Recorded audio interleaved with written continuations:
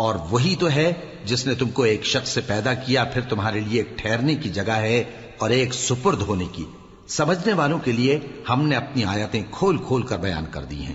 اور وہی تو ہے جو آسمان سے مے برساتا ہے، پھر ہم ہی جو مے برساتے ہیں اس سے ہر طرح کی نباتات اگاتے ہیں، پھر اس میں سے سبز پودے نکالتے ہیں اور ان پودوں سے ایک دوسرے کے ساتھ جڑے ہوئے دانے نکالتے ہیں، اور کھجور کے گابھے میں سے لٹکتے ہوئے گچھے، اور انگوروں کے باغ اور زیتون اور انار جو ایک دوسرے سے ملتے جلتے بھی ہیں اور نہیں بھی ملتے۔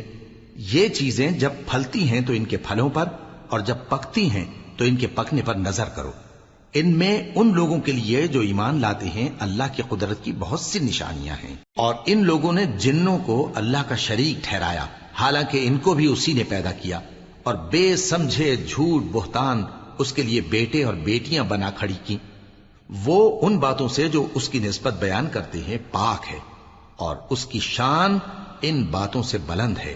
وہی آسمانوں اور زمین کا پیدا کرنے والا ہے، اس کی اولاد کہاں سے ہو جبکہ اس کی بیوی ہی نہیں؟ اور اس نے ہر چیز کو پیدا کیا ہے اور وہ ہر چیز سے باخبر ہے۔